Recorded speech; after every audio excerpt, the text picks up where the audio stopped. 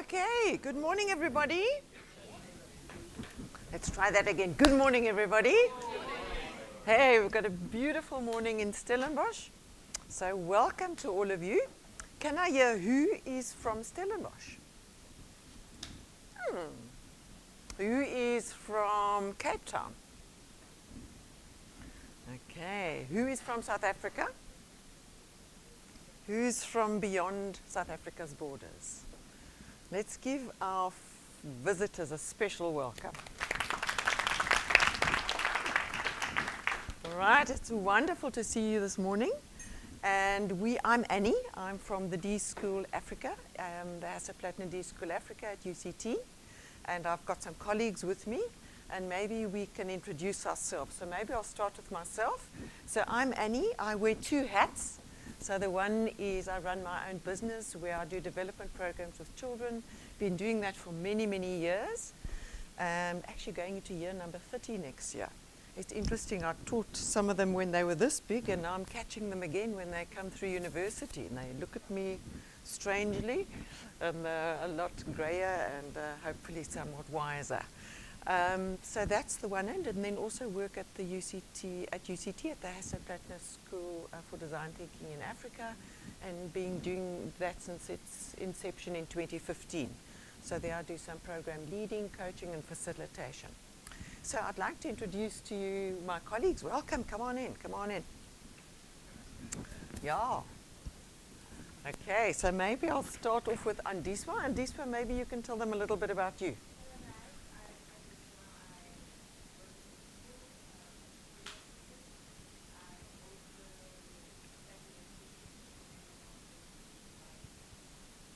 Bioinformatics. Let's give her a hand. Welcome. Okay, and then we have Etienne. Good morning, everyone. My name is Etienne Morton. I'm the Business and Partnership Development Manager at the school. I've been with the school in some sort of capacity from its inception in 2016. First as a design thinking coach, and now full-time as a Business and Partnership Development Manager. So I work with a lot of our clients, which we see either internally within the university, as well as other corporates, NGOs, other educational institutes outside of the D School. And that's me. Oh, good. Great. All right. Oh, that's it. Welcome. Okay, find a spot somewhere. The teacher's going to keep an eye on you over here. All right, everybody. So we're not accustomed to venues like this. We usually have venues that are on wheels and moving around, and place tables that you can write on and walls that you can write on. So it's very strange to have this classroom set up. So I might get you to move around a little bit, if that's okay with you. All right, so maybe just a couple of house rules before we get going. We're mindful of time, we're very restricted in terms of time, and we want to get as much done as we possibly can. So you'll see we've got this little time timer over here. It's a real nemesis for some, but we love it because it's going to force you through the program very quickly. Then we'll have, if you need to go for a bathroom break, just please do. Just excuse yourselves from whoever you're working with. Just to give you an idea, it's out and to the right and to the left, bottom left is where the bathrooms are, the cloakrooms. Then on the right-hand side, we have a little smiley face. That's because if you're here for the 2 hours, you're here for the 2 hours. So it's going to be very immersive, very experiential. So you're going to have to put your laptop somewhere where you can find a little space for them. We're going to give you tools and materials to work with, so you don't need any of your own stationery, etc. So we ask you while you're here for the 2 hours, just for us to have you for those 2 hours, if that's possible. And then I will release you at 12 o'clock again. Okay, and then a very big thing, you'll see that person's got a smile because we want you to enjoy it. We really want you to engage and have some fun while you're here. The rest of the conference might be quite serious, but this one there's a lot of time for engagement and fun as well. All right, so just a quick little high-level agenda, some welcome introductions. Very briefly, what is design thinking? Everybody talks about it, but what is this thing? And a very brief introduction to that. Then we'll do a little warm-up called this or that. And then we're going to do something called a design dash. So it literally is going to take you, if you've got absolutely no experience with design thinking, fantastic. Because it's just going to give you, it's about an hour, about 70 minutes, a quick run through design thinking, the entire process from beginning to end, but experiential. And then we're going to have a quick leg stretch if you want to. Then we're going to look at potentially how do we formulate a challenge? And then how do we ideate on it? How do we come up with ideas? So alternatives, just different ideation and brainstorming techniques. And then we're going to share some of our ideas related to topics that emerge and wrap up. And I'm hoping we get through this. If we don't, I'm sorry, but I'm going to try and drive you as far as I can with our little timer over here. Okay, so maybe a little bit about who we are. So in about the year 2002, we had the D School that was initiated in Stanford University, very much with the input of the co-founder of SAP, Hasso Plattner, and he's working with the Kelly brothers in Stanford University. He said he would make funds available if they were willing to come and start and initiate a D School in Potsdam in Germany. And that happened in the year 2008. And then wonderfully, we are the third cousin over here at the bottom in the Southern Hemisphere, Cape Town, where we fall under UCT, University of Cape Town's umbrella, and wonderfully with the funding of Hasso Plattner. We've been going since 2015, and it's evolved. We started off in a little area about as big as this corner over here where the guys are, and slowly but surely it started expanding, and eventually we found some property available, and a wonderful building was erected, and 2022 October it was launched. Great thing about this building is that it's on main campus at UCT. It's actually on middle campus against the mountain. You've got main campus, lower campus, and you've got middle campus. And this lovely 6-star green rated building was then erected there, and that's our home. Please come and visit us. We love visitors. There's some good coffee over there and wonderful views. So we'd love to have you pop in there sometime, maybe while you're in South Africa. All right. So what is design thinking? There's always so much talk about it. I think they said for the actual word design, there's something like 21 definitions of what design actually is.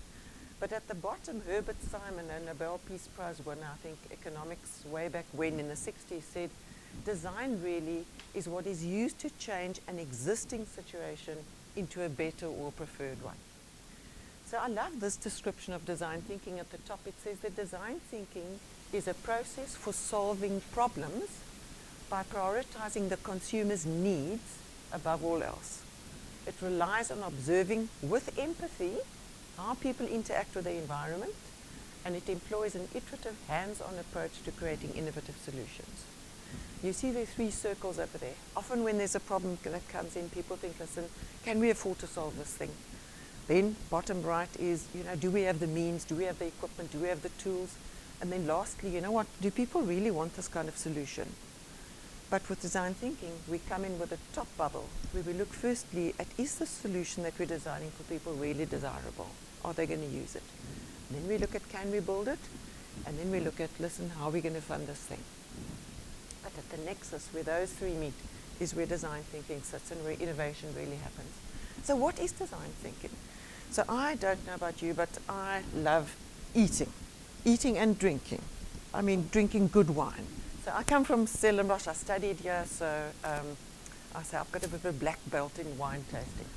So I really was at the right university. So South African chef over here, Ruben Riffel, we use him we use the analogy between a chef's world versus design thinking, just to explain what design thinking is. So if you think about a chef really follows a menu, okay? Or a recipe, rather, let me put it that way. So in design thinking, there's a tested process that we follow, as we would have, for example, a menu or a recipe. In a kitchen, there'd be knives, there'd be an oven, there'd be pots, there'd be pans, etc. In design thinking, there are certain tools that we use to drive the process. But very important, underlying the process and the tools is the mindset that sits behind us. How do we set about challenges? How do we set about putting groups together? How do we think about innovation? How do we think about challenges, etc.? If you're a chef, You've got certain approaches as well. Listen, I want to produce as much as I possibly can. I'm in the fast food industry. Well, you know what? Quality is important for me. Good service is important for me. And then ultimately what we want to do is in the design thinking process, we want people to become so comfortable with the process, with the tools, with the mindsets, that they become confident to take on any kind of challenge that might come their way and ultimately to set about it with some creative confidence. And if you think about our chef analogy, we want a chef to get to a point where he thinks, you know what, I've got the tools, I've got the process, I know that I'm going for quality and good service. And you know what? Let's think. It's winter in Stellenbosch. You know what? There are mushrooms on the mountain. So ultimately they become so confident with what they're doing and what they're offering is they can start paying attention to other things like seasonality, etc., etc. What are the trends? Very important for design thinking. There are two questions that you need to be able to answer. Firstly, who are we designing for? Who is our user? Think of all these online programs and platforms that we're developing and working with. Who is the person that's going to be using that at the end of the day? And then we need to try and dig in, what is it that this person needs? Do they work? Are they a corporate? Are they NGO? Are they students? Who are they? What is it that they actually need? And that's what we're going to look at. We spoke about design thinking having a process. It essentially follows 6 steps, but you'll see that those little backward curves or loops are there because you're constantly looping back into the process. I'm not even going to read them all to you, but it's important for you to notice that half the time is spent on the problem space, really getting to understand the challenge, and then the other half is on the solution space, coming up with the answers. The squiggles over there is how it actually feels. All right. Total confusion initially, and then ultimately things narrow out and even out a little bit. The people, we like to have a diverse group of people. Really the best people to sit around a table are people from different backgrounds, people with different levels of experience, etc. For you to come up with a real, an interesting and potentially innovative solution. Place is important. As I said to you, we feel very uncomfortable in this place where I'm standing in front and you're all sitting there. We usually move around a lot, and hopefully we can do a little bit of moving as time goes along. The mindset I spoke about, some really important ones, and this one probably the most important when we're designing is this human-centered approach. Things like being curious, bias to action. So you're going to fiddle, you're going to work with paper clips, you're going to be working with pipe cleaners, etc., etc. All right. So to get us going, I thought we could welcome everybody. You're just in time. If you were 2 minutes later, the doors would have been locked. All right. So my name is Annie. For the new ones that have come in, a warm welcome to you. Right, so we mentioned that there's some people from Cape Town, some people from South Africa, and then some people from abroad. Who's from Australia? Who's from the East? Who's from Europe? Anyone from America? Okay, thank you. Anyone higher up in Africa? Elsewhere in Africa, okay, good. South America, wow, okay, fantastic. Awesome. Right, so let's maybe get to know each other a little bit better. So what I'd like you to do is I would like you to stand up for me. Okay, maybe stand in such a way that you can see the other people in the room. So this is a little warm-up activity, and it's called this or that. Okay, so you're going to get to know the people in the room a little bit better. Okay, so this is going to be this, and this is going to be that. So I'm going to mention 2 things. For example, you might be a night person or a day person. So if I say day person, then you stand. If I say night person, you go down a little bit. Okay, so it's either this or that. All right, so look around, you can see who are the people that are more like you. Okay, day person, night person. Okay, stand up for me. All right, you can actually just do this. All right, otherwise we're going to be too loud. All right, so let's say movies, Netflix and series.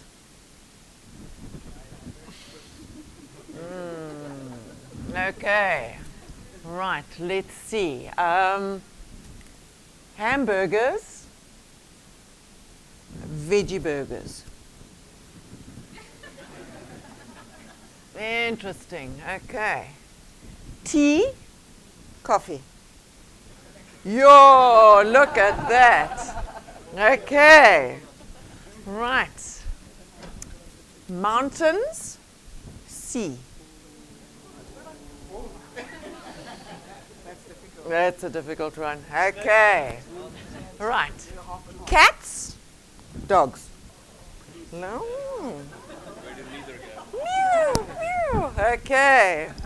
Let's say summer, winter. Oh, okay. So a couple of very uncomfortable people are in winter. All right. Last one. Let's maybe do morning person, night owl.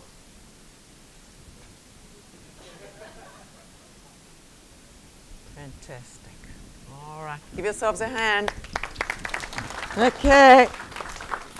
Well done. So now we can see who are little people that we are to invite for coffee and those that we're going to take out for a cup of tea. All right. So what we're going to do, I mentioned to you that we're going to do a quick run through design thinking.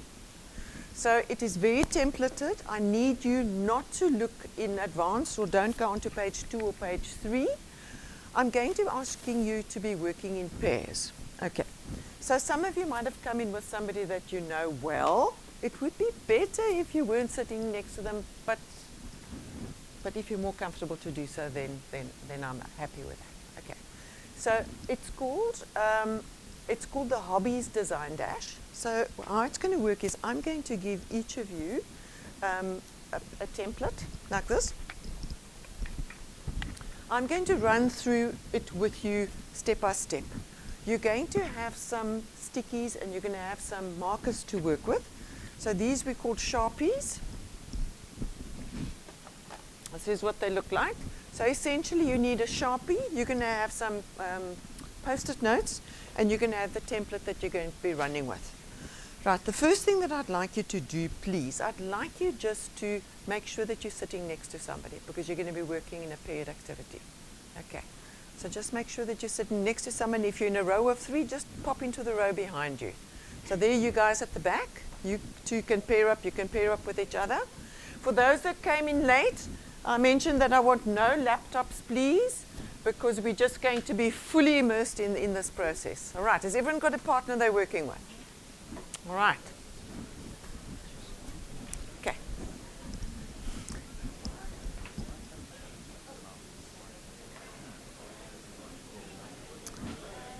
How many have we got?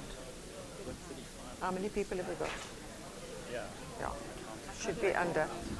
I don't think they're more than 30. Count quickly for me. Okay. Okay, I want you quickly to get a paper, get this out to everybody. One of these to everybody quickly. Sorry? One of these to everybody.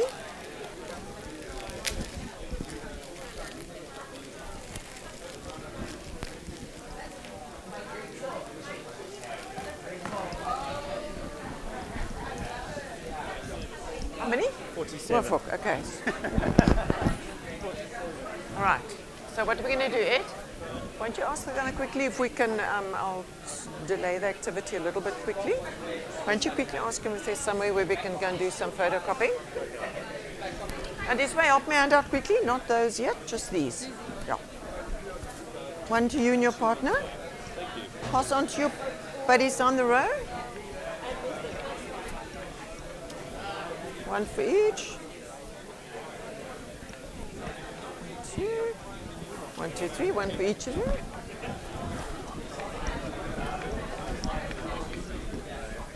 Okay, one for each.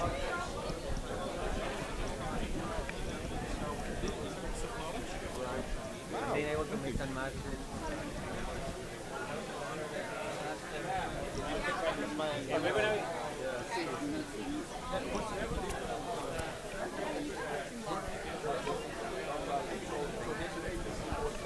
Oh, you pass down the row. There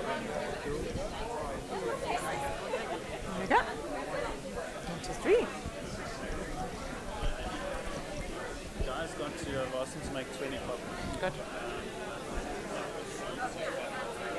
Have we got plain paper? Maybe just We have for the... plain people, we can just staple some together and then... Yeah. And then Oops. Okay, everybody, let's get started. Right, I'm seeing that some of you are really engaging already, but what I'd like you to do is each of you have got a little, what do you call these things, pipe cleaners. Pipe cleaners. I wonder if they're still ever being used for pipes. People don't really smoke that much anymore. Cleaning your straws, yeah, for all sorts of other things. So what I'd like you to do is I would like you to make something with your pipe cleaner that will tell your partner a little bit more about you. Okay, and I'm going to give you literally 1 minute. So don't talk to them, design it. All right, build something with your pipe cleaner that represents something about you. Okay, let's go. Have you got one? Oh, shame. Okay.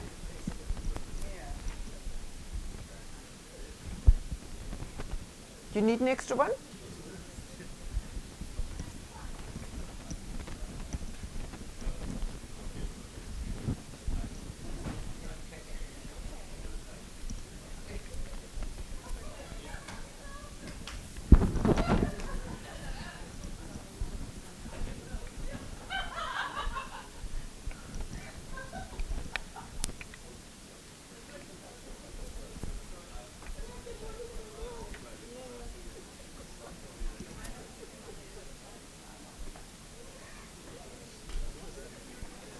All right. Are you ready? Okay, right. Let's share with your partner. Show them what it is.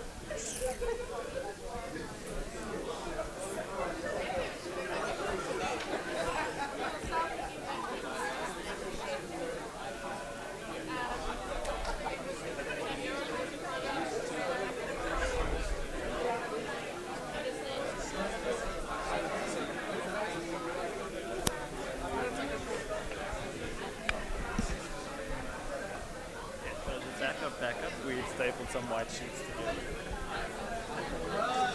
Let's mark a plan.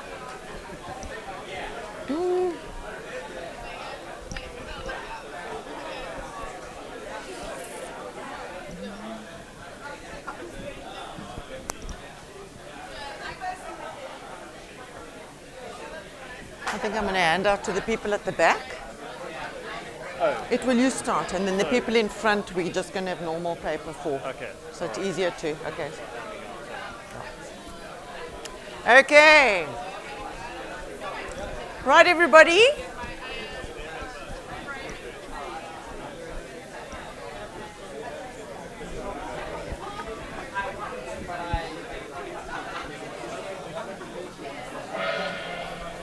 Okay. Right. Okay. Right, everybody.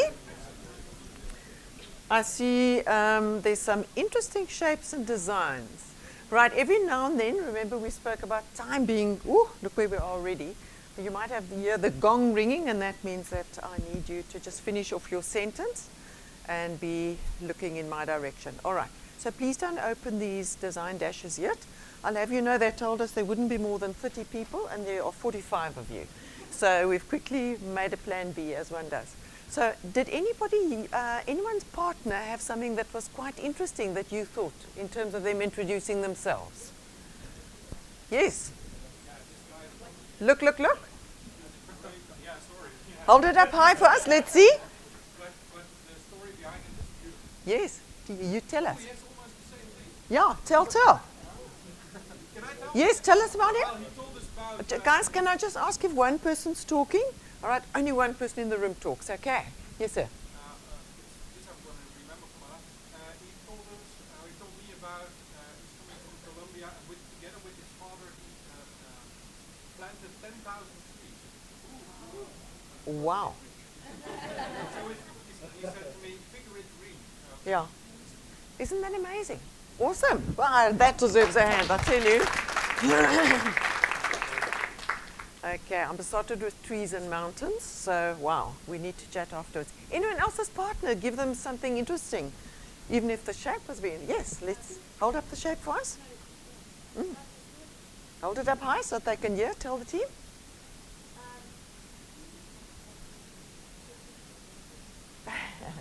No, you must tell, you must tell. Okay. So this is a science exhibit done. This has is very well traveled and yeah, so this is what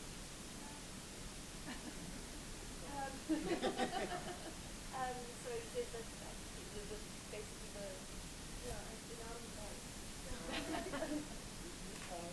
Wherever you go, wherever you travel, whatever you do, things have a tendency to come back to that. Yeah. If you're good, goodness will return. Ah, awesome.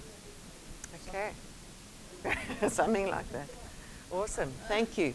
So hopefully you've got to know the person next to you a little bit better. Okay. So we're going to start off with doing something that all of us hopefully have, and maybe it came through, and that is a hobby of sorts. So other than work and the heaviness of things, hopefully all of you have got something that you like doing, something that really feeds your soul, something that's good for you. So mine, for example, at the top, as I mentioned, was some good wine tasting, good foods and wines, especially the pairing thereof, cycling, for example. So we all have something. So what I'd like you to do is, for the very first exercise, I want you, the people that have, the people that don't have, we're just going to give you an initial just piece of paper that you can work with. I'm going to just borrow yours for a sec quickly. So the very first exercise, and remember we said we're going to be engaging our creative skills. We're going to be doing some drawing. And this one, if you can maybe get a Sharpie for everybody, please. A Sharpie. All right. So you're going to be working with these little Sharpies. So on your very, very first page, we're going to ask you to think about one of your favorite hobbies, leisure activities, pastime activities. And I want you to think about designing a tool that makes this hobby even more enjoyable. Okay? It can be a physical tool, it can be a standalone device, it can be integrated with other tools that you might already have. There's absolutely no points for you people for your drawing quality and your skills. We just want you, please, to draw something that is going to make your hobby, the thing that you love doing in your pastime, more enjoyable. Okay? You've only got 4 minutes to draw it. Okay, so you're not chatting to anybody else. We want you to do that drawing, please. Yeah, will you make sure everyone's got a Sharpie? You know what, I want to use this one. I'm going to give you, but you'll get one, I promise you. Paper for everybody.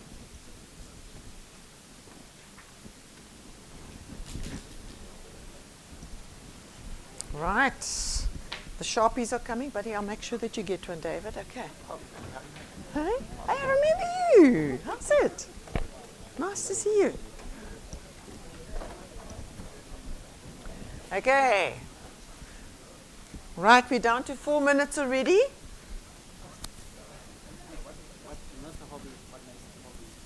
A tool that makes your hobby better. Yeah. It could be a standalone device. Right. So think about it. What's your hobby? Gym. So what might make your gym even more enjoyable? So that you can spend more time at it, make it more effective, recording your repetitions. Fantastic. Fantastic. Hobby. Yeah, more enjoyable. Yeah.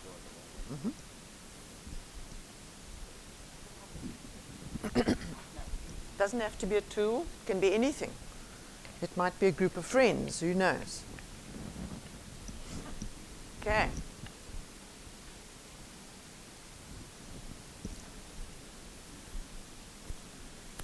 Okay, 3 minutes. Use the space, please, team. Use the space that you've got.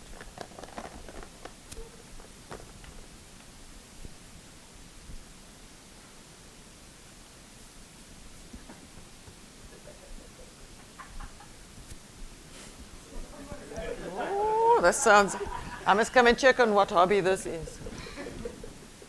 Maybe you're sitting in the front row, yeah. Hmm? He already knows why. Okay. Okay. Right, 2 minutes. What's going to make your hobby more enjoyable?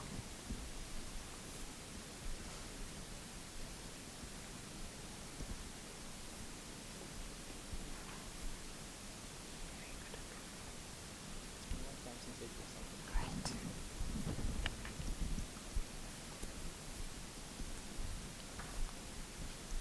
As we said, no marks for drawing. Use your space.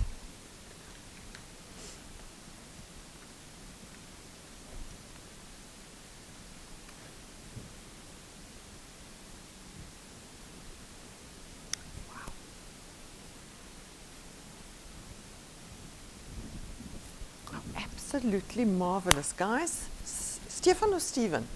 Stephen and? Yo, these guys are amazing. They've made copies in exactly 5 minutes. Hats off to them. Well done, you two.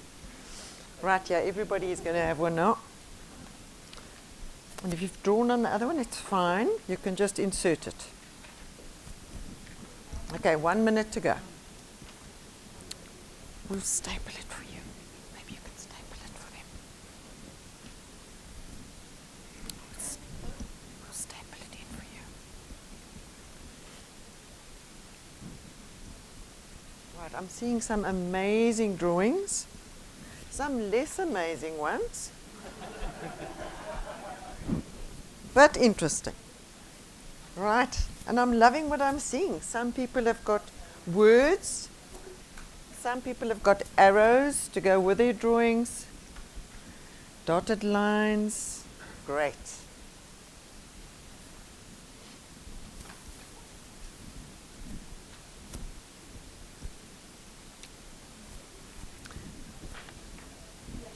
Okay.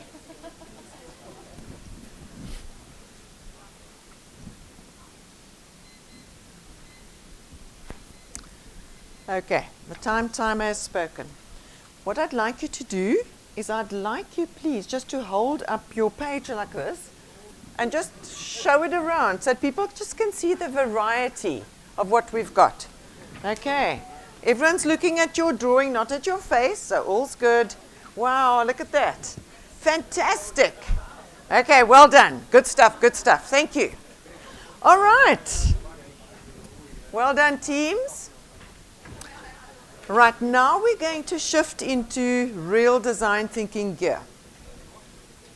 So you might remember, I mentioned to you right at the beginning that there are different phases in design thinking. Okay, I'm going to have to get you guys to, when I'm talking, just to listen up, or else you're going to miss out. All right, we spoke about the problem phase and we spoke about the solution phase. The very first step in the problem phase is understand. So our challenge now is to design a device or something that is going to improve somebody's hobby. Okay. But for you to understand and to relate to it, you first need to think about, okay, how do I experience this challenge? Okay, what's it like for me? All right, so firstly is I've got to understand the challenge environment. I've got a hobby. This is what I enjoy doing. Somebody else might have a different one. And in design thinking, we're always designing for somebody else. Okay, so now what I'd like you to do is I would like you to interview your partner. So you've got a partner there, and what you need to do now is you need to find out from your partner about their favorite hobby. Okay, we're going to have turns to do this, so let me explain carefully. Find out what is their hobby, what does it involve, okay? How do they practice it, how often do they engage with it? Who introduced them to it? When did they start with this hobby, for example? Who taught it? Who taught them this hobby? Okay, why do they enjoy it, etc., etc. You're going to have literally 3 minutes to interview your person. So your page, let me get there in my little presentation. Where's that thing? Okay, this is what it looks like. So top left-hand side, this is the data that you're going to work with. I want you, when you're interviewing them, to write down as many notes as you can in the top left-hand side column. Okay, decide who's going to be going first, A and B. A is going to interview B Okay, A, ask them as much as you can about their hobby. Take notes. All right, that's the data you're going to be working with. All right, your 3 minutes starts now.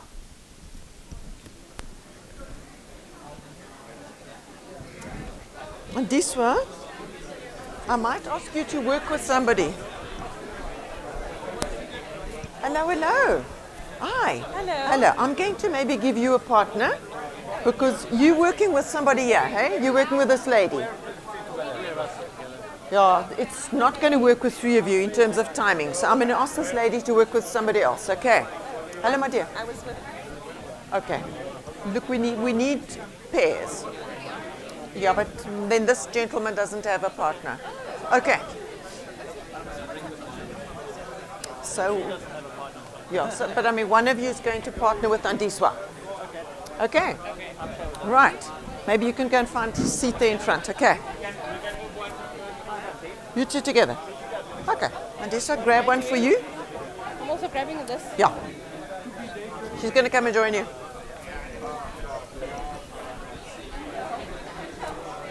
Thanks, Andiswa.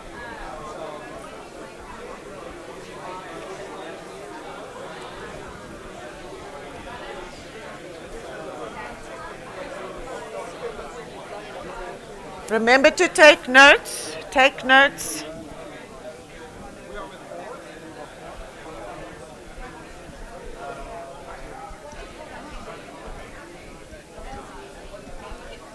If you need to go somewhere else, you're very welcome. Okay, so don't feel as if you have to say it. Thanks for helping me make it wrong. No? You interview. Find out more, even more, as much as you can.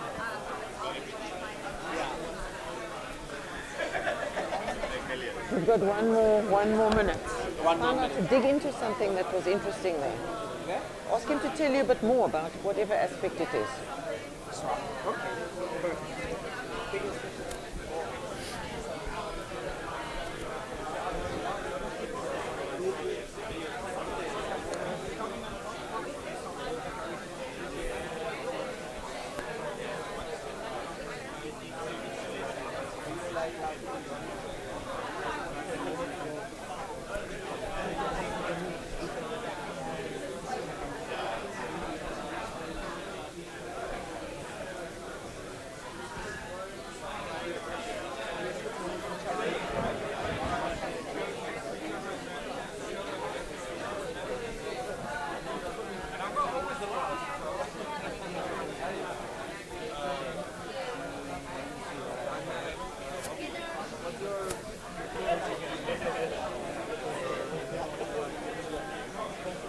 Remember to take notes, eh?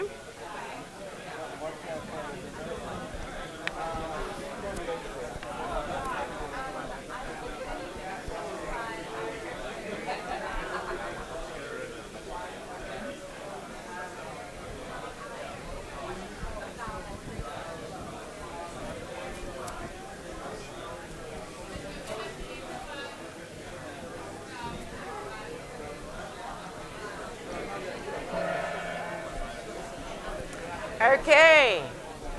Right, just finish that sentence quickly. Okay, so team, what I'm seeing, what worries me a little bit, I'm seeing some pages are totally empty. So this is what I want to see, because this is the data that you're going to be working with, okay? So you're going to come back to this later on. Remember, this is an hour and a half's process, so you need to be sure that you can remember what this person wrote down. Now you're going to swap. And now number B, you're going to ask number A about their hobby. Take notes as much as you possibly can. Okay, let's go. 3 minutes.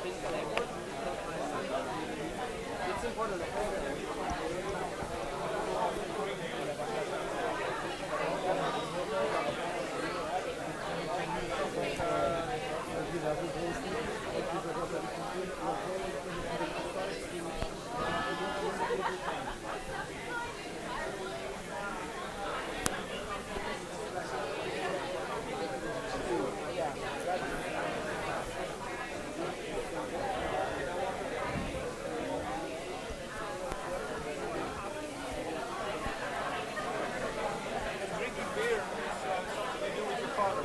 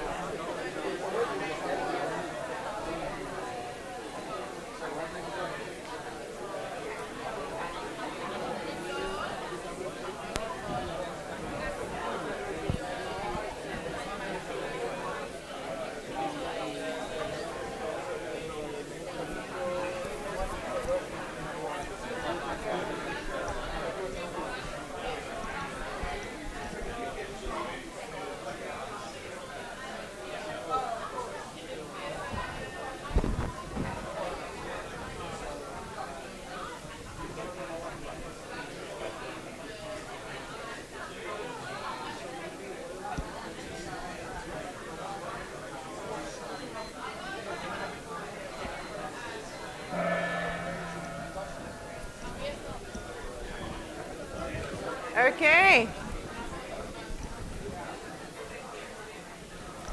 Right, just wrap up that sentence.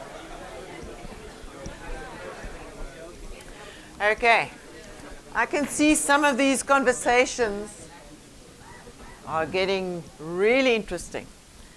So now you've sort of scratched the surface a little bit. You find out what the hobby is. It might be fishing, it might be piano playing, it might be whatever it might be. But now you want to try and dig a little bit deeper.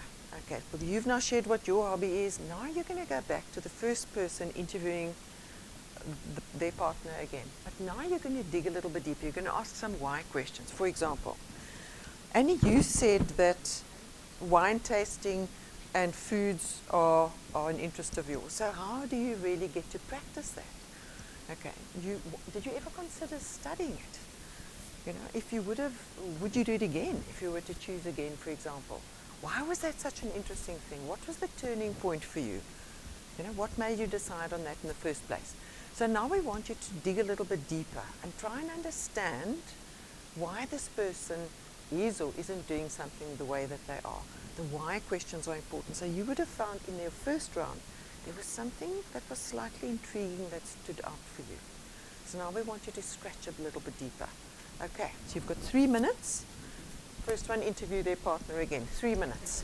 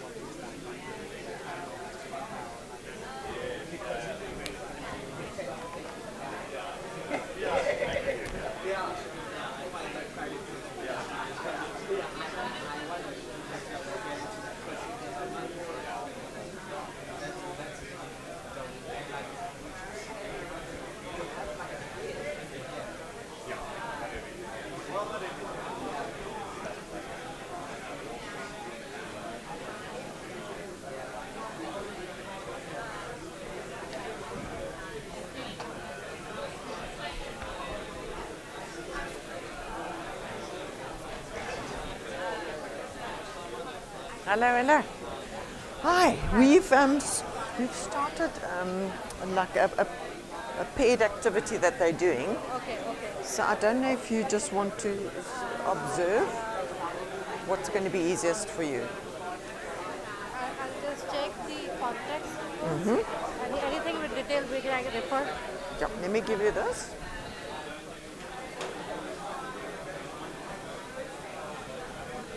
Yeah, this is helpful. So we're just doing a very quick introduction to design thinking, and we're talking about hobbies. So they're in pairs at the moment. Okay, okay. So now they're at the point where they've now been interviewing their partners about their hobbies, for Okay. example. So I don't know if you want to. No, I'm not sure if I would do. It's probably, yeah. I don't know if you want to maybe take this with you. Yeah. It's a nice fun activity for you to do. Sure, sure. Thank you very much. Okay, pleasure.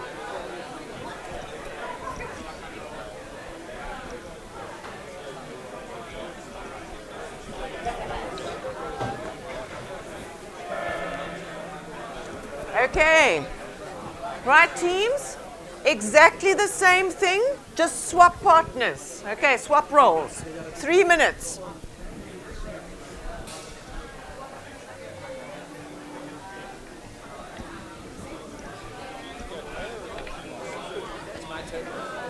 Yeah, I prefer, of course, to have no music. Okay, no, that's fine. Yeah. It's just, it's just such a buzzy environment. If it's a longer workshop where one can talk, where you do ideation. Thanks, Ed.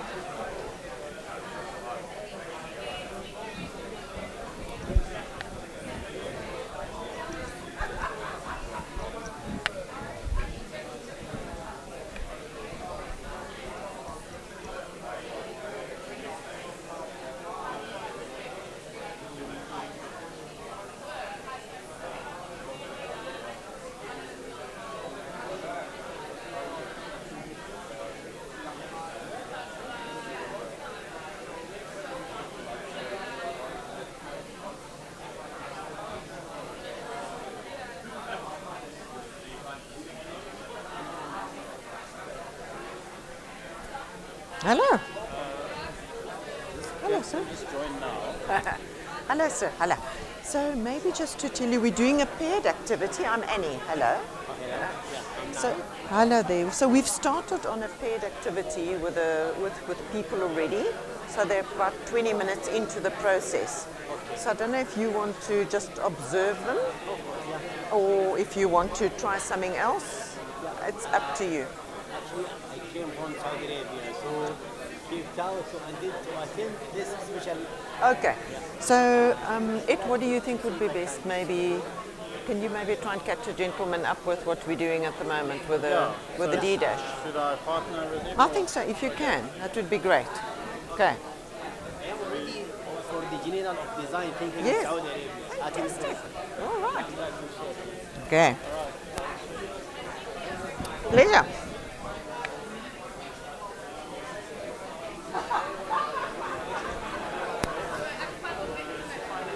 It may be over there. Ed, you sit on this side and you can sit there.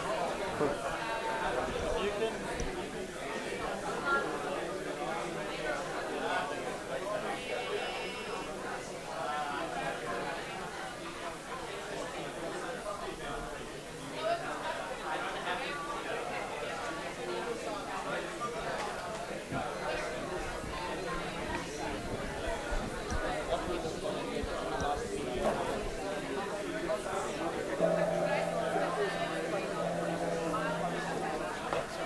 Okay. All right, everybody. Right, let's wrap up there. Okay, tell me, do you feel as if you've got to know your partner a little bit better? Okay, excellent. All right, so what we're going to do now is I want you to flip over the page. Okay, now you're going to be working on your own again for this next part. Have a look over here on this board. I'm not sure what you can see, but you'll remember from my introduction, those at the back, if you've got goodish eyes. Okay, we spoke about design thinking having these different steps along the way. We spoke about the problem space, and we spoke about the solution space. At the moment, we're still in this problem space. We're really trying to know our person a little bit better. We started off with an understand space where you were given the topic around hobbies. You thought a little bit about your own hobbies, what would make your own hobby better. Then what you did is you started interviewing somebody because you're designing not for yourself, you're designing for somebody else.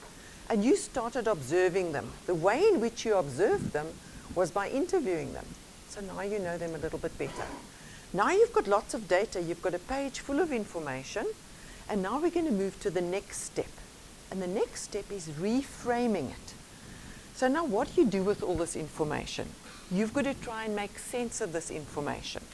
And this is how we're going to do it. So flip over your page, and you'll see there it says number 3, reframing the problem. So now what we're going to do is we're going to try and go a little bit deeper into understanding into understanding our user and their particular situation. All right, so we're going to have 4 minutes. And what I'd like you to do is, let me just get onto the right page. All right. There'll be something that your partner said that really stood out to you. For example, I did this activity with a 4th year final law student. And this 4th year student was introduced to playing the piano by his granny. But he couldn't pursue a degree like that because there wouldn't be enough money potentially. So it was all around them trying to get to university, get a law degree because he would be assured of a reasonable income. But with time, and because he had to study so hard, and a final year law student in particular, he just found that he wasn't practicing his piano playing anymore. So what stood out for me, for example, about the interview I did, he's a very busy final year law student. Interesting what he told me is he's actually become quite lonely because that used to be his community. That's how he used to connect with people, was through his music, for example. And he's just sad to be losing touch with his skills, for example. Okay, so for me, the insights would be, those were the things that stood out for me. This is the kicker, there where it says meaning. So this information that they gave you, select one of those things that's interesting. The fact that the student told me that he was kind of feeling a little bit sad and lonely was something that stood out for me. So the question there is, what do you think this means? What are you seeing about their experience that they might not be seeing? Maybe it's something that you feel would be interesting to address in your design challenge. Okay? So then you think what this thing means. Okay? And then at the bottom, dig even deeper. And if this is what it means, then what do we think they need? For example, I had, for example, my student was the fact that he was losing contact with his community, not playing piano, losing his talent, not practicing his skill, for example. For me, I thought that he needed a way to try and connect more with musically minded people. Okay, but it took me a while to get there. So firstly, capture the insights. What do you think it means? And then we're going to dig into the needs. Remember, the need is not a solution. You always start the need with, they need a way to. All right, this is the trickiest part. Just trust your gut here. I'll talk through it again with you. So on your own, firstly, what were those insights that stood out for you? Mention 3 interesting insights quickly. Not mention, write down 3 interesting insights. Okay, on your own. Okay, this is where you are now working with the data that you've got. No communicating with your friend. On the problem that, not the problem, on his hobby. The data that you wrote down.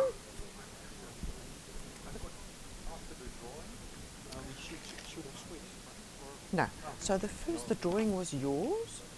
Now you were of it, yeah. So from the data that you took down, mention 2 or 3 interesting highlights.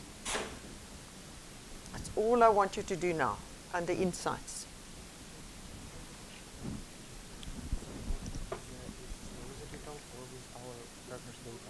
Partner's data. Yeah. So on what he told you about his hobby, what stood out for you?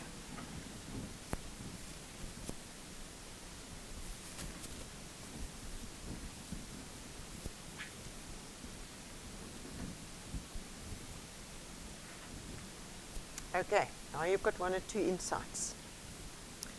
Now the next little step there, what do you think this means? Okay, this is where you're taking a little bit of an abductive leap. They didn't necessarily say this to you, but what do you think this actually means? We're not thinking about solutions. Based on what they told you, what do you think this means?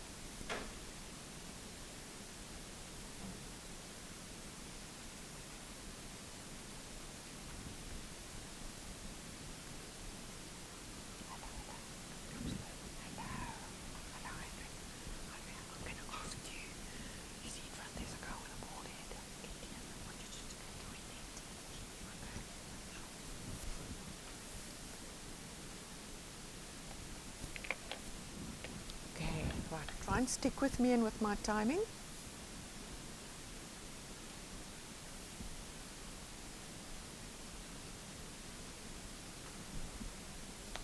All right. Okay. If this is what that insight means, according to you, what do you think it is that they need? I don't want you to think of a noun, for example. I don't want you to think of a physical thing that they need. I want you to think of a verb. They need a way to.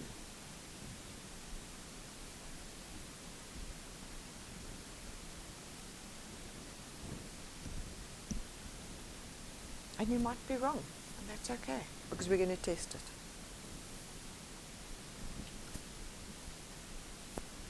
No solutions yet. Okay, what did he say? Let's do it.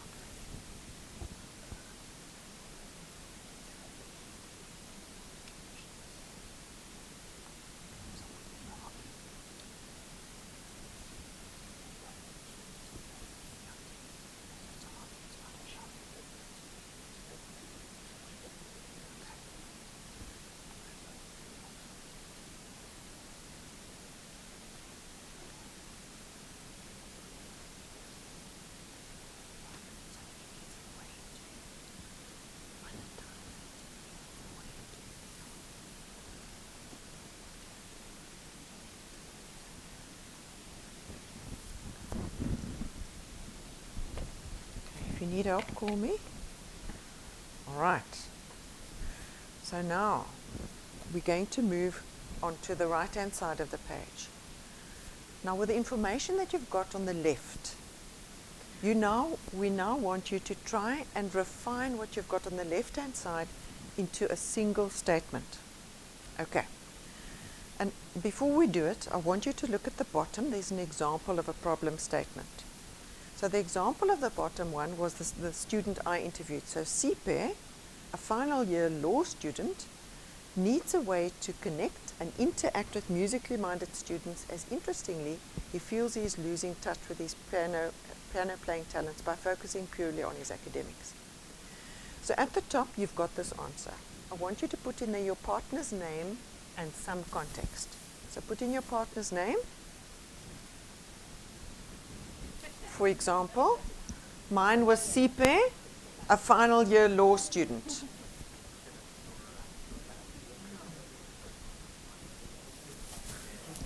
And you might want to put in, for example, Annie from Cape Town, or Annie, a wine lover. Right, that's the first part. Your partner's name and some context.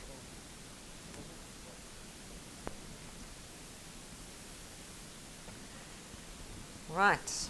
Then I'm going to ask you to jump to the bottom bit where it says, because interestingly in their world. Now the interestingly in their world bit is the insight that you selected in the first place. what was that interesting thing that stood out? Because interestingly, in their world. So for example, with Sipe, the law student that I interviewed, what was interesting about him was that he's losing his piano playing talent because he's focusing purely on his academics. Okay? So fill in the insight at the bottom, the thing that they told you that stood out for you. And then we're going to go back to the need.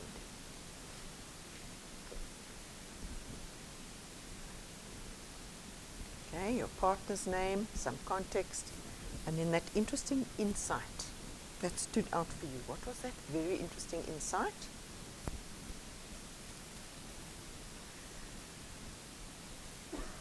And then what do you think this person actually needs in the middle bit?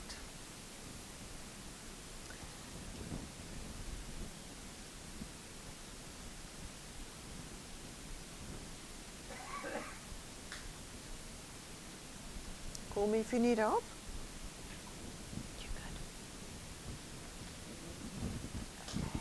Tell me, is this the person you interviewed? What's this? Okay. Their interest. What's her hobby? Hiking. Okay. Yeah, we don't know.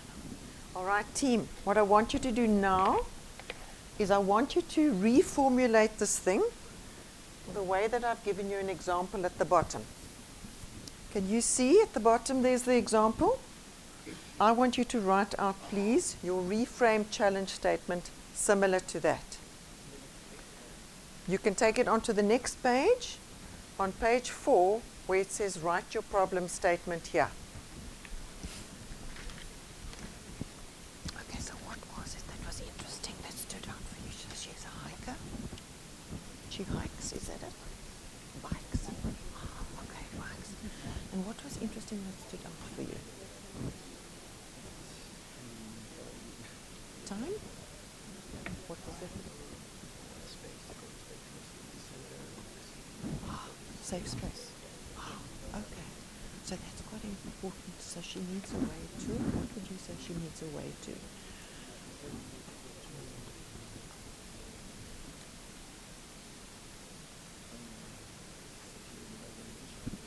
Perfect.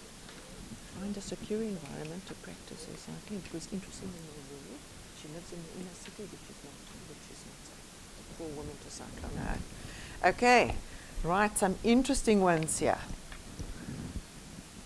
Make sure that you've got the person, something about their context and their hobby. They need a way to, because interestingly in their world. You don't yet. Tell me what.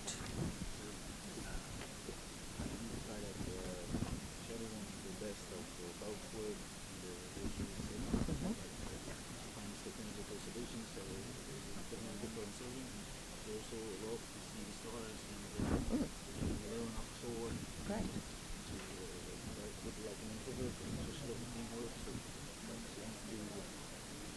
Best of the word in a lazy time, say.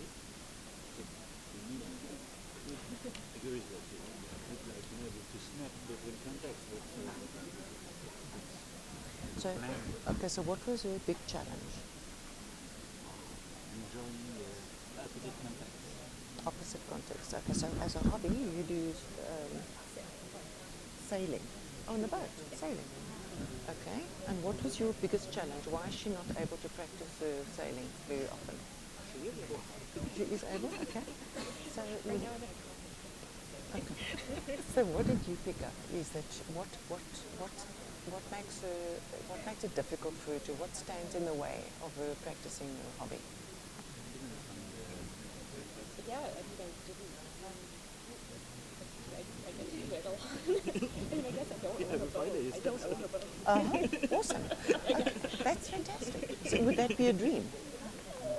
Boats are hard though. Yeah. No fun like that. Yeah. So I guess, yeah, maybe being able to own a boat without Beautiful. There you go. Okay. All right, team. I mentioned to you that reframing the challenge statement is often the difficult thing to do. Okay, so have a look here quickly. So at the end of this point over here, with the reframing, we now spoke to somebody specific. When we came into the topic, we spoke about hobbies very broadly. We discovered our own, then we interviewed somebody. Now we've got to a point where we know who the person is. We've got a user, you've got their name, plus there's some context.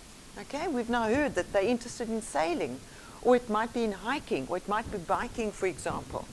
They told us something interesting about what stands in their way. For example, this person is a sailor, but she doesn't have a boat. Okay. And she's scared to have a boat because of all the maintenance and the cost involved. There's something interesting happening over here. So we wrote down what their need is. Their need would be a way to access ownership of a boat, but it might be, I beg your pardon, the insight over there was without incurring as many costs, for example. All right. So there we've got our reframe challenge statement. So now we're going to shift gears, and now we're going to go jumping from the problem space into the solution space. Yay! At last we're going to be doing some ideation. So now you've rewritten your challenge statement at the top of this page over here. If there's anybody feeling a little bit uncertain about theirs, call me. But what we're going to do now is now we're going to start thinking about ways in which to solve this problem. Okay. So I'm going to ask you, please, on the top of this page over here, I would like you to, on the top left-hand side, I want you to see if you can sketch a way in which you can help this person solve their problem or their challenge. Okay, or the opportunity for them to make their practicing of their hobby a little bit easier or more enjoyable. All right. You have got exactly 4 minutes in which to do that. Okay. Use your drawing skills, please. You're welcome to put in arrows, some words, but I want you to try and use your drawing skills. Okay, 4 minutes. If you need help, call me if you're struggling with the reframing of the challenge.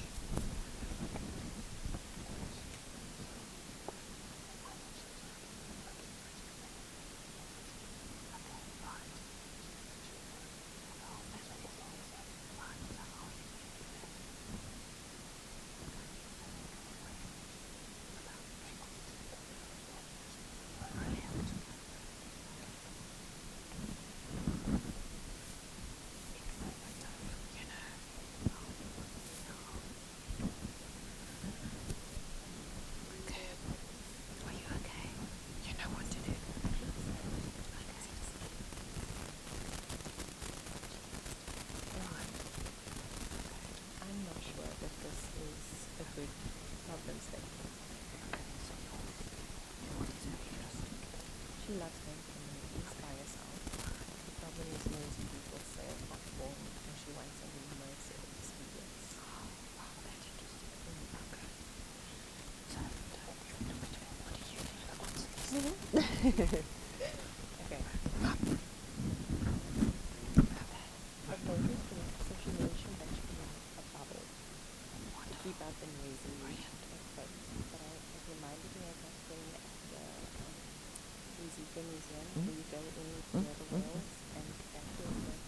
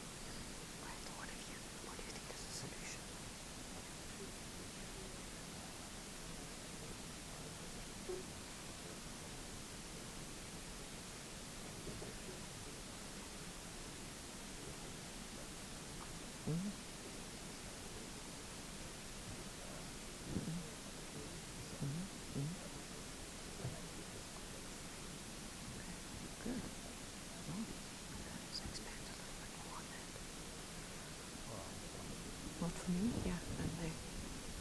No. So what might be what is the core function of the thing? What are some of the features of it? Given what she's told you about her, she's still studying, for example, she's a student, she's got limited time. She's at university, she's got access to students. Or is her closest community, for example, where she would really make a difference? Maybe there's some students who struggle financially.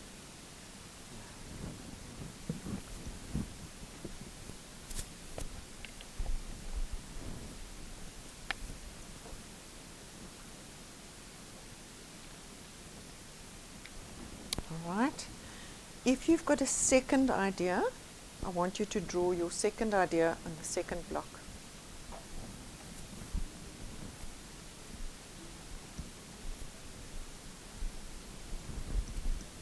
Okay, 2 more minutes.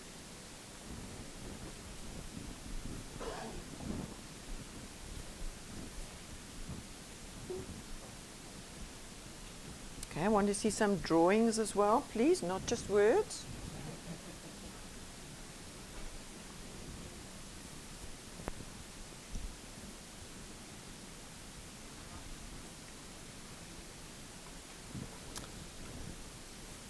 Okay, think about what this core thing is that your solution is. What is its core function? Think about some of its features. What are some of the benefits of it? Why are they going to love it?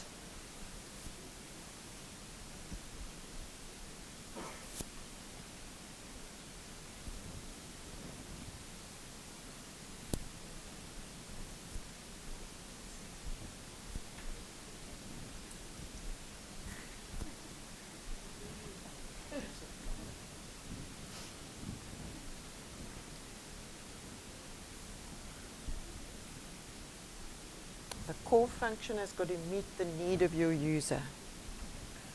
If it's about community, if it's about safety.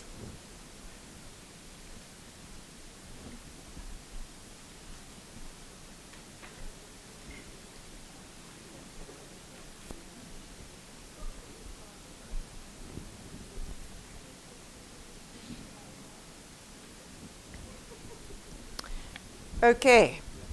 Right, time's up for that one. Now, it's time for you to get some feedback. So number A, you are now going to show number B what your idea is, your main idea. I want you to talk them through it. Tell them what it is, what it does, how it works, what its features are. You don't want to sell it to them. You want to show them what you've designed. But most importantly is at the bottom of the page there, I want you to capture your feedback. Okay, their feedback, I beg your pardon. Okay, listen to what they say. Show them what you've got for them and listen to what they say. What do they like, for example? What do they dislike? We always use this as a frame for feedback. What do they like about it? What do they dislike about it? What questions do they have about it? For example, how would this and this and this work? And then maybe they like it, but they don't like all parts of it. So what can they add to it? What ideas do they want to add to your idea? All right, so you've got exactly 4 minutes. Share your idea. Don't sell it. Show it. Okay. Each person has 4 minutes. This is your 4 minutes. I'll tell you when to swap. Okay.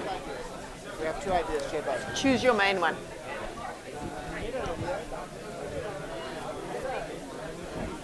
Where do I start? Where do I start? At the radical way, new question.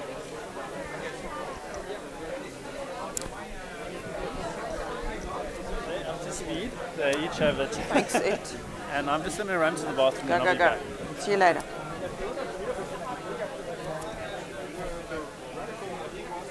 Educate the children from the home.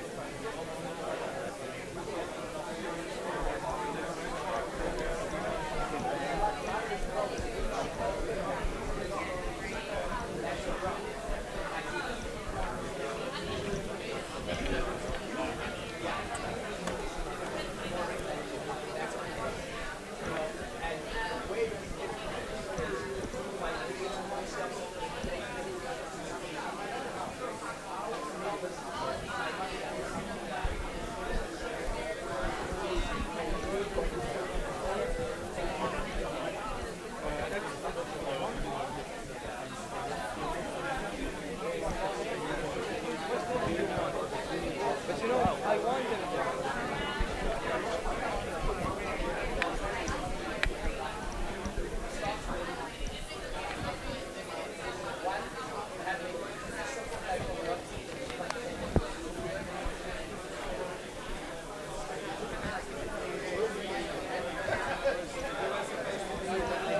I don't like it at all. It's my food.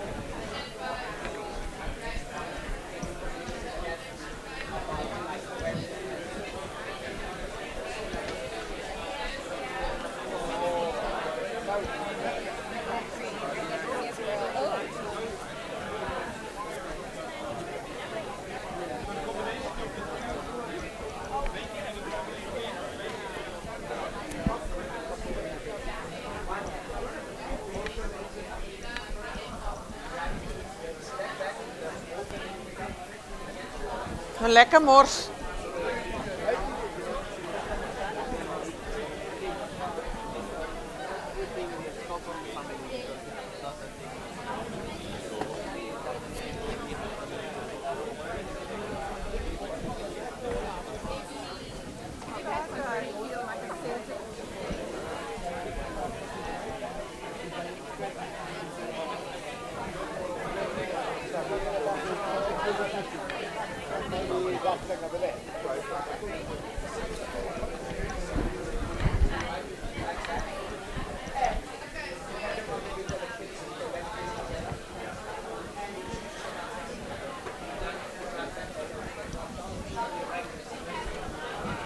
Ed, can you maybe just help me sort of get some papers out, prototyping stuff out?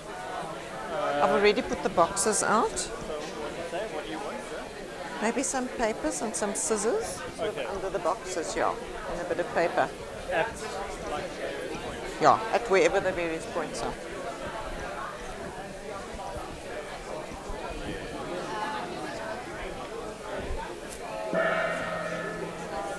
Okay.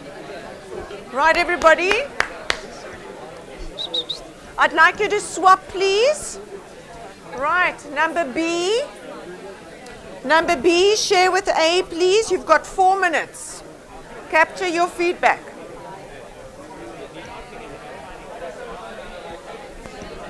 Thanks, Ed.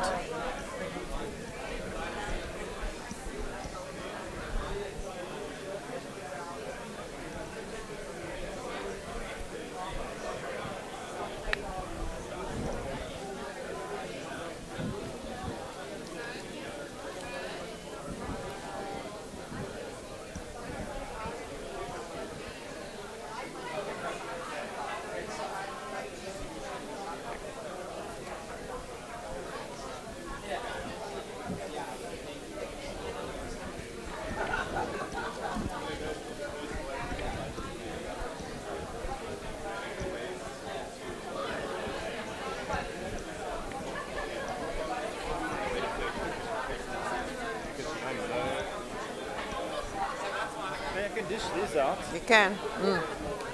Good idea. It also put some putty in there too. Get a service concierge. Because you're busy working on that.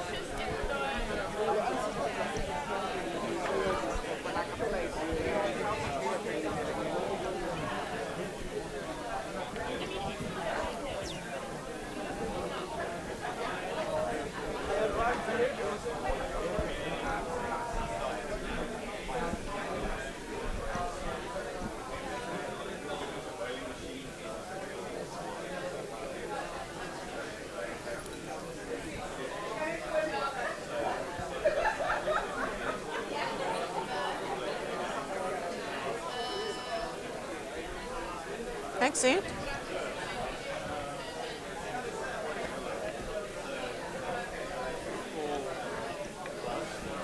Thanks, Ed. I'm going to ask you a favor. Rack your brain a bit. I want to design a challenge statement for them around this issue that was mentioned. Designed for deep engagement. Okay, just So, ChatGPT is gonna freaking nail this puppy. so how might we, for example, or redesign the, you know what I'm looking for, either for students or for whatever, redesign the online learning experience for students, for example, in a world where Should I say students at Stellenbosch University? no, because remember they open wide open platforms, so you might want to say for first year students who are not at a university, because remember open edX is for enige studenten. Okay. I say first year students, maybe lower income areas. So dink 'n bietjie vir my aan daai challenge. Maybe with limited access to internet, something like that. Okay. Okay. Oh, time. Hello. Okay, everybody. Right, let's stop there. Right. Okay, team. Now, what we've done now is you have gone, if I look at the stages over here, what you've done is you have done some ideation, you've come up with an idea, and you've got a little bit of feedback. Now, how are you going to incorporate that feedback? So because of constraints in time, we're not going to have a time for you to redraw your whole offering. I'm going to ask you to go to your previous page where you drew your idea, and I quickly, just in 2 minutes, tweak it based on your person's feedback that they gave you. What do they want more of? What do they want less of? What do they want changed? What do they want added? Okay, quickly, 2 minutes. How are you going to tweak your idea? 2 minutes on your own.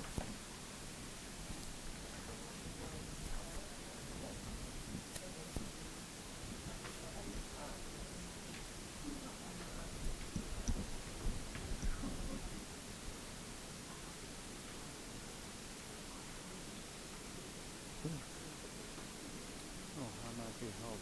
We can flip it to put the how might we help learners from learning companies. Like that? Okay. Okay, because that's, I want a user, a need, and a context, pretty much. If you think about our typical challenge, we've always got this.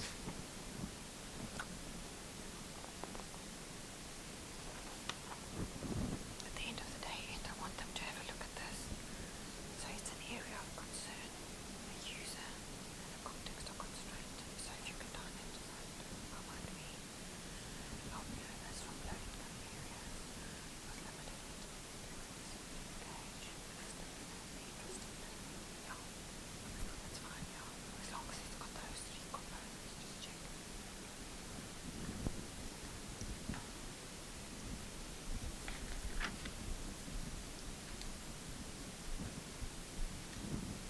You're good, you're good. Okay. Right, now the exciting bit. 8 minutes. You now need to build this idea of yours. And if you look on your tables, you'll see that there's lots of prototyping materials, either behind you or in front of you. There's paper, there's scissors, there's putty, there's goodies, there's feathers, there's sticks, there are all sorts of things. So we want you now, look at me quickly. The prototype is really a tangible reflection of your idea. What does this thing look like? It must be something that they're able to engage with. It could be, if it's something that's, for example, a platform, what's it going to look like? It might be, for example, a screen of a mobile, but it's got a piece of paper that can draw out, that can show you what screen 1 is, on the click down what screen 2 is, etc. But you've got stacks of prototyping materials in which to build this thing, because ultimately you want your user to be able to engage with it. All right. So there are prototyping materials in front. There's some on the edges of the desks. All right. You've got 8 minutes to build it. Okay, let's go. 8 minutes. Have fun, guys. 8 minutes.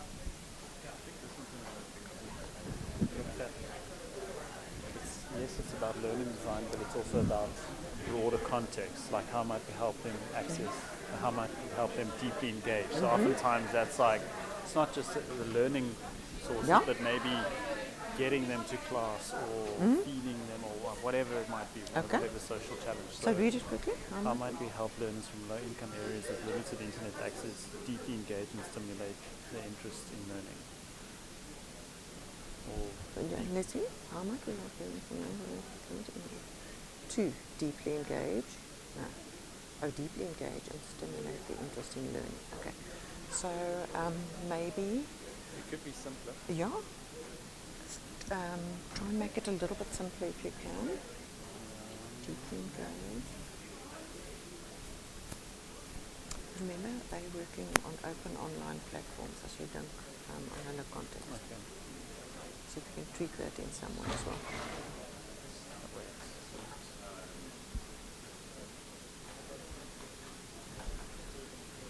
I never know if we're going to have time to do it.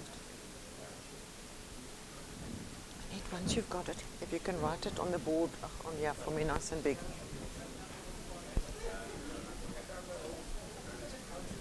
Okay, lots of materials up front here, sucker sticks, paper clips, feathers. Sure they are.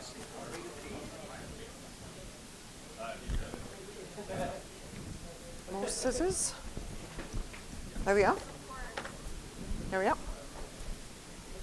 Sure, pleasure. There's paper, board. Guys, there's cardboard up the front here as well. Right, we're on 6 minutes. Just jump into it. How might we help learners from low-income areas with limited internet access deeply engage? I'll change that, deeply engage with online courses and sustainable interest in learning. Lovely. If we get there, it.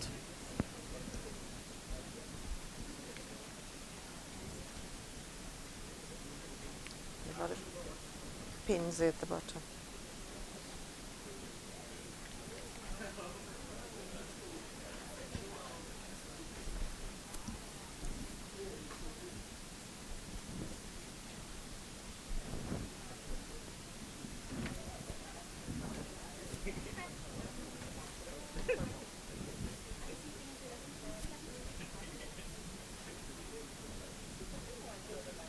You guys good? You need some help?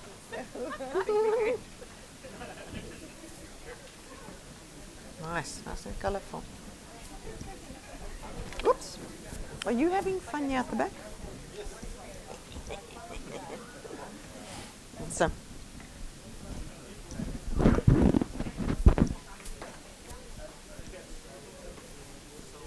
Right, you've got 5 minutes.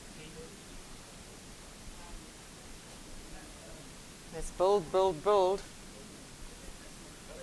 Yeah.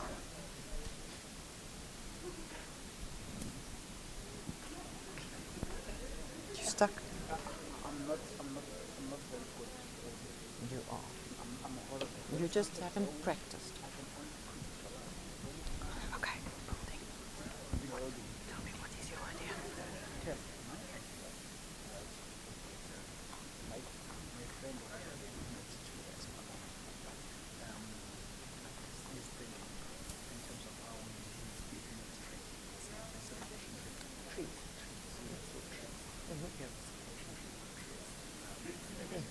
for me it's more spiritual than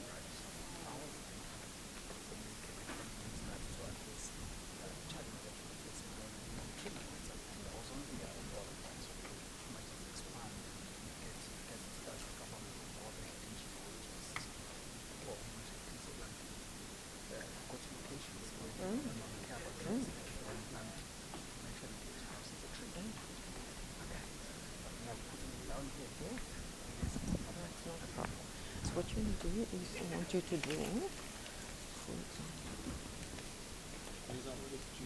Huh? Love it, love it, love it. Okay. So this over here you can have a location without trees. And I want you to have one with trees, for example. Oh, yeah. See the difference? Okay. And how are you going to plan it? You know, think about the structure of the location. You know what it's like. Exactly. Think about the I don't know if you use a word like that. They aren't roads. Go, go, go. I'm going to bring you some board. It's a bit firmer. Okay, guys, you've got 4 minutes.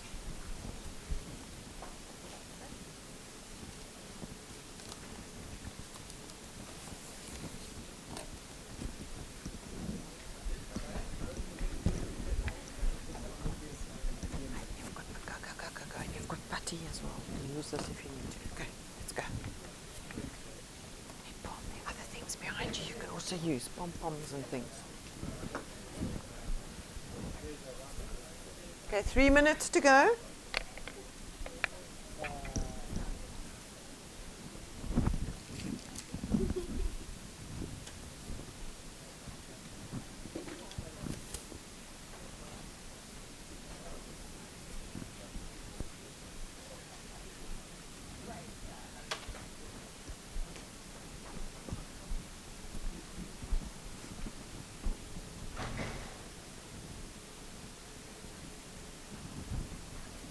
Remember, the purpose of this prototype is really to be able to show your idea to your partner, to get even more feedback on it. How does this thing work? What does it look like? A basic representation of it.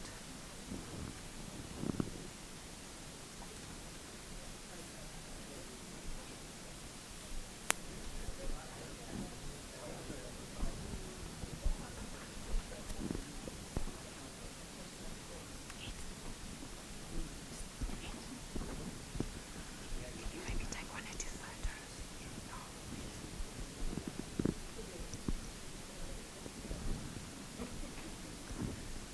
All right, you've got a minute to go.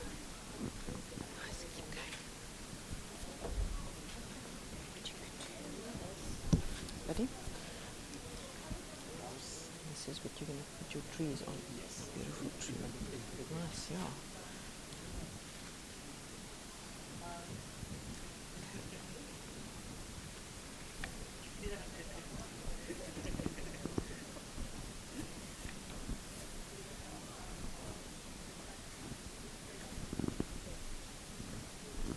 Remember, a prototype is rough. It's far from perfect. It's just a representation.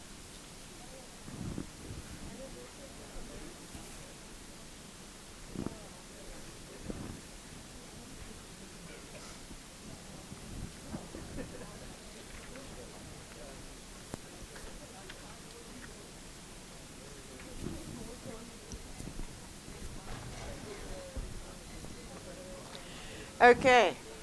Right, everybody, that's time. And now I'm going to ask you for 3 minutes. Number A, you're going to show number B your prototype. How it works. You might want to get them to interact with it a little bit. Remember, you spend 20% of the time showing your prototype. 80% of the time they're going to spend giving you feedback on it. Have a look over there on your board or on your paper. You've got your feedback over there. You're going to show to them on the right-hand side what worked, what do they like, what can you improve, what questions did they have, and what are emerging ideas. Okay, number A, it's your turn. You've got 3 minutes to share and take notes on their feedback. Let's go.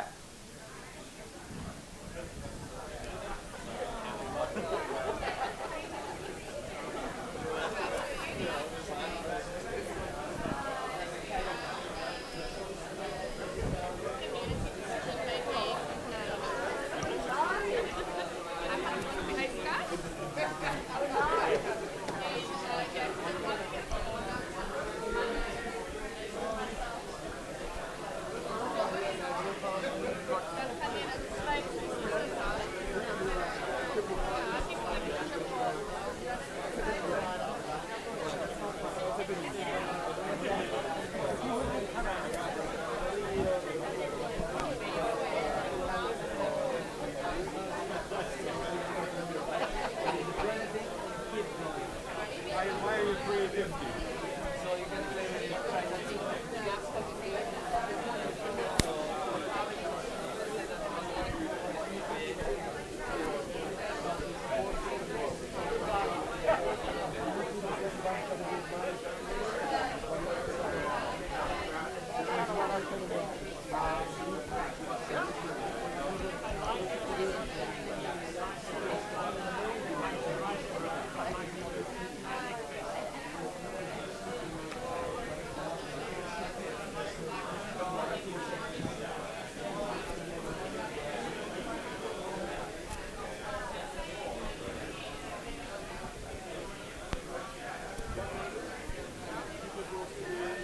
You guys good? Yeah, For the minimum time. minimum time. We made a plan, yeah. Why under?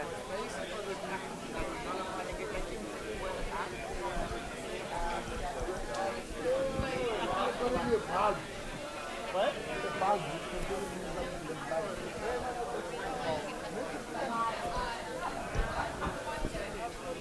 Remember to take notes.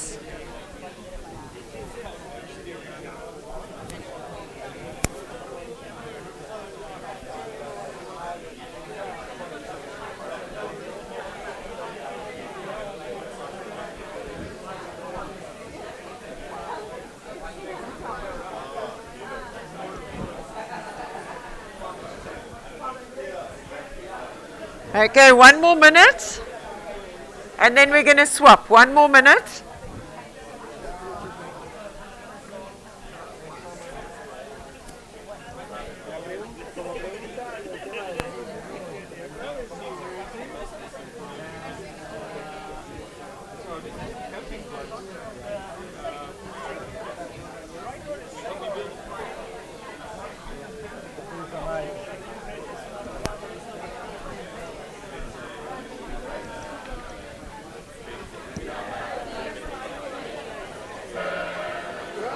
Okay. Right, let's swap roles. Number B, show number A now. You've got 3 minutes.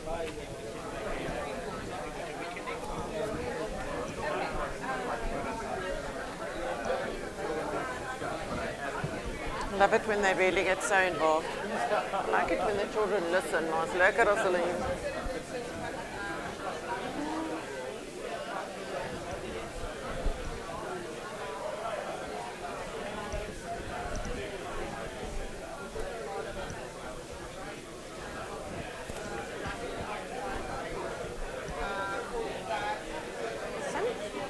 So what do you think our chances are for Sweden?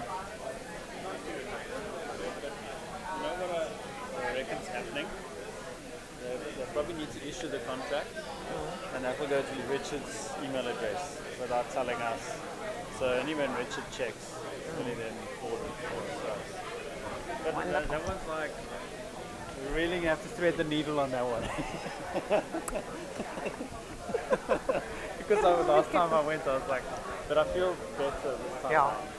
I think last time was just before you came to Senegal. Yeah, it was September. like about a month I ago. remember you guys weren't. Yeah. You were very.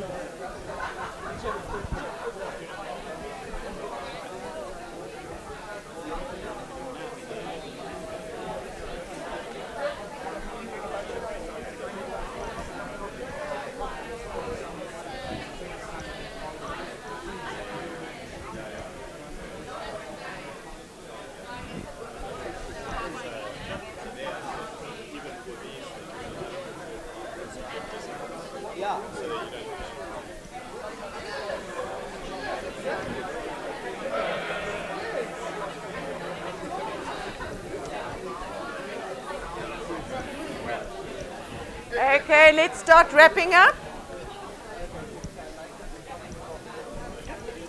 Let's finish our sentences.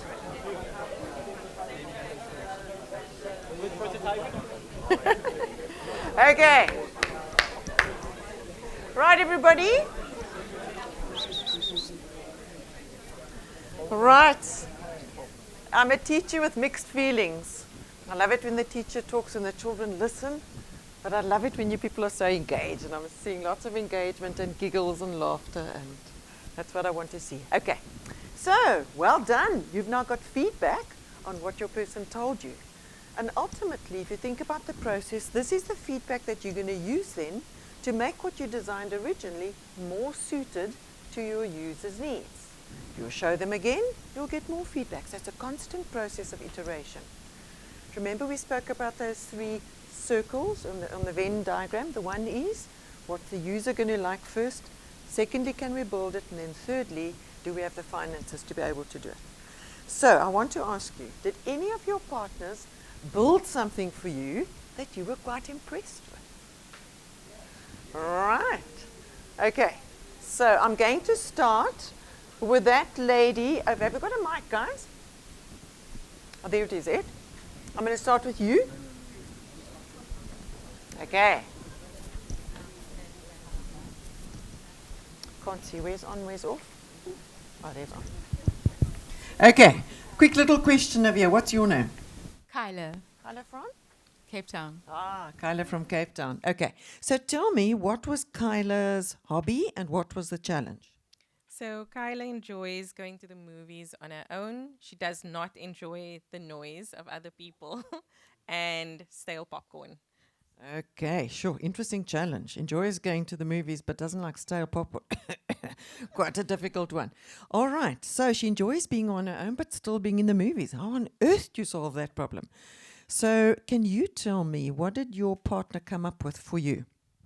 So actually, it's really great because it's kind of like people who live in Cape Town, the whale chamber at the museum, that's kind of surround sound. So it would be a chair in one of those, an adjustable sound, so you could have it to the level that you liked it, and it'd be very immersive. Really kind of like, but the whole thing is like no one can get hold of you. You're not talking to anyone. So everyone's in their own little bubble. A popcorn maker next to it, so you always have fresh popcorn, and your own salt, so you can just put salt on as you go instead of having to try and like get it all right at the, yeah. Awesome. Quickly show us what your prototype looks like. Hold it up nice and high. There's the little bubble, and there inside, if you want to come and have a look, you can see her seat and her own popcorn maker. Won't you give her a hand? Well done. Okay. Was there another interesting one that you'd like to share, sir? I'm John. I'm from the Netherlands, and he made something great for me. So let's first hear quickly, what was his hobby? Right, so he was biking with friends, like uphill and competitively. And so trying to bring, the challenge for him was trying to beat his friends, like even training less sometimes, but beat them. I see a bit of a boy challenge here. Okay. All right, very interesting. So the need was to really keep up with his friends, but still enjoy his cycling. Is that what I'm getting? Exactly. All right, so what did your buddy, hold it up for us so that we can see? Oh. All right. Show angles, maybe dip in. Here we go. Okay. I'll have you know that there's a cat sitting on top of this bicycle. Or was it a squirrel? Oh, no. Okay. Let's hear what your partner made for you. Yeah, it's great. Fantastic. He made well, we missed the steering part, but okay, that's time thing. The cheetah is, like he explained, is me going very fast. And the thing is, you see at the wheels the hover part. So hover. It hovers over the road, and it's well, I actually do the same labor as my friends. But go way faster than them because of the hover part. Because of its hover part on either side. Okay, fantastic. Give him a hand. Wow. I see a business in the making. All right, anybody else who'd like to share what their partner made for them? Okay, here we go. All right, sir. Okay. Even better. My partner's Cassie. I was talking about a problem I have. Do you remember, some of you are a little older, when people used to read real books and they actually had a cover? And if you happened to be sitting on the metro, or maybe you were on a park bench and you saw somebody and they were reading a book, you actually would know what that book was. And nowadays, if you're on the metro, you're riding, everyone is looking at their device or whatever. You have no idea, and we're increasingly isolated. You know, everybody's in their own world, and there's no way to have a glimpse into what somebody else is reading. So the idea that Cassie came up with, and if you look at a phone today or a Kindle or any kind of device, look at the real estate on the back. There's nothing. And what a waste. What if you could do, as Cassie came up with, what if you could flip a little switch on your device and you could actually show, in my case, the book cover of what it was you were reading, so people could see that. Unless you're embarrassed about what you're reading, then you don't show that. That's right. There's a toggle, a handy toggle here, and you can actually show the cover of what it is you're reading, and invite people who perhaps have a similar interest to engage in conversation. Wouldn't that be sensational? Yeah. So we do have to leave now because we're going to go introduce this product and we have some work to do. So. Fantastic. Let's give them a hand. Okay. All right, well done. And these are just 3 of many. I'm going to ask you quickly to go on to the last page. For your benefit, in particular, I just want you to reflect a little bit on the process you went through. So how did you experience the design dash? We've just got about 3 minutes to do it. Top left, what did you discover about your partner that was surprising? Top right, how did you enjoy designing for somebody else?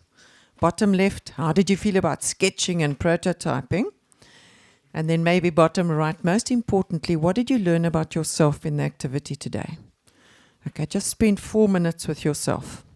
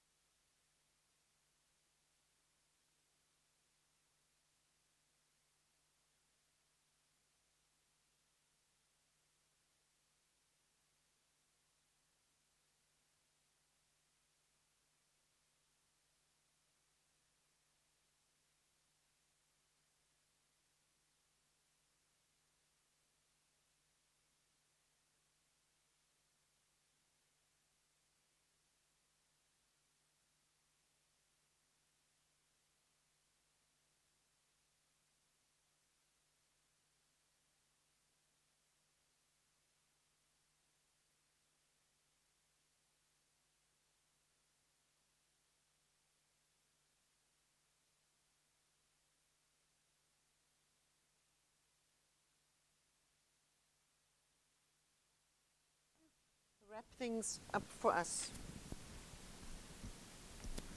And I've asked you to reflect on a couple side. You learned something about your partner that was really surprising. Okay, hopefully you've got some things down there. Now I'm going to ask you, how did you enjoy designing for somebody else today? Anybody want to give us some feedback on that? How did you enjoy designing for somebody else today? Nobody? Some feedback? Hello, good morning. This is not my first time in a design thinking session. I'm actually from the King Khalid University and I work at the Center for Design Thinking. So I enjoy prototyping and listening to Vladimir and his problem in finding new hiking trails. So designing and prototyping like a mobile application for it and having like a first prototype and reiterating on the idea is something that I actually do for a living. It's on a daily basis. So I enjoyed it and I enjoy doing it. Right. Often we have to design, we think about designing things for ourselves to make our lives easier for ourselves. But if you think that you came in here this morning, you didn't know the person next to you potentially from a bar of soap. Okay, and now you ended up designing something for them. All right, how amazing. Did you enjoy somebody designing something for you? Okay, to give you their full attention, put energy into your interest. Right, then how did you feel about sketching and prototyping? For those who generally are more inclined to write things, how did you feel? For somebody who was kind of out of their comfort zone today, who felt a bit out of their comfort zone today?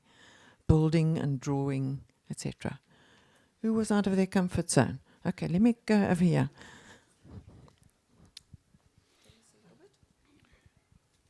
I think that's the last part, right? What did you learn about yourself in the activity? I wrote that I still suck at drawing. So, no, I think the realization apparently is that many times when we look and hear and see the problems, we don't really scratch through it and try to see what exactly is driving it. So there's a lot more behind a particular problem or the original intent. So that if you can solve and maybe through the right set of interview questions, you can find out a lot more. In our case, one of the things, the problem statement was, or at least visibly, that he was looking for a bike rack so that he can easily commute to a point A to point B, avoiding the traffic. But then we did navigate into looking at not the rack, but potentially, buying a second home. Or or maybe buying a second car, so that the availability and other aspects about the family sharing the car could also be addressed, and maybe it's the funding and finance the issue, not the rack. So often it's not what you think the original problem is. Okay, dig a little bit further. Right, anyone else what did you learn about yourself? Maybe somebody who felt they learned something about themselves today. Maybe the way that you usually challenge or approach challenges, etc. Anyone wants to share? Don't be shy. Adult in the room. So normally in the context, I'm making things with my words, and with computer code and presentations and digital making, and the physical arts and crafts of making a little thingy is generally what I'm like, that's the scary part, kids, you do that in the learning environment. And it was, having observed it a lot, just a lot of fun to actually make something. So I enjoy making physical things, and also from my partner, I learned that I really enjoy solving problems that other people have, and getting the feedback on a hack would be really interesting. That hearing people's problems and being able to solve them is something I really enjoy. So, yeah. Thank you. So I'm very mindful of time, and I know in a conference you've got to go from place to place. So I want to tell you what I read about when I did some research on Open edX. It spoke about delivering end-to-end programs to governments, universities, etc.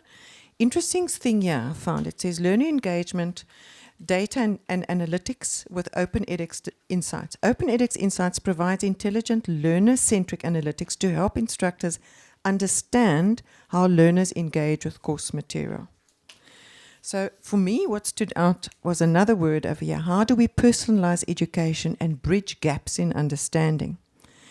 Somebody else over here said, what I'd really like to learn from this design thinking workshop is not how to design for marketing or clicks, but rather to design for deep engagement or to stimulate interest in our learners, and really facilitate their learnings. So for me, or for us really today, was for you to see how a person can potentially get to know your user a little bit better. Sometimes it's just a simple process, such as we did today, a design dash, like in an hour and a half. Really dig in and get to know the person that you're designing for. Remember, if we understand their needs, then we know that all the money and all the tech and all the energy we put into our process and into our design is more likely to succeed than if we were just to go on a whim and what trends are. Really getting to know your person and what their actual needs are in their particular context. Okay, so we've captured the notes. So what we were going to do today was going to help you how to formulate a challenge. Remember, we spoke about the 3 key parts. The one is about an area of interest or concern. It's about the user, particular. Am I working with students? Am I working with varsity students? Am I working with NGOs, etc.? And then what are the constraints? What are the things that are challenging them? So really those 3 parts to formulating your challenge. And then finally, I was going to come up with giving half an hour for you to practice different ideation techniques. So, I mean, you really did silent brainstorming, but there's so many other ideation techniques that takes you out of just the normal ideas that surface. For example, if I were a doctor, how would I solve this? If it were the year 1913, how would they solve this? If I lived in China, for example, okay, if I only had $1,500, how would I solve this? Okay, if the problem were 10 times bigger, how would I solve it? Okay, those kind of challenges that really take you out of your normal silent brainstorming thinking. So from my side, I would like to say a huge big thank you. I sincerely hope that you enjoyed it and had some fun. The notes will be provided for you.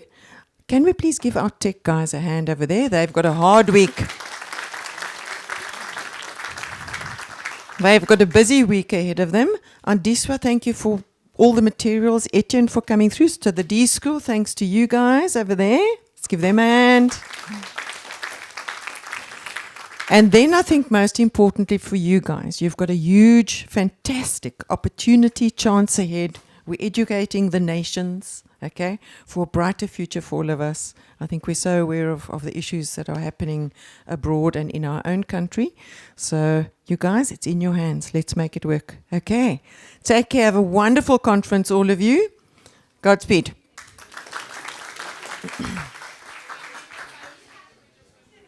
All right.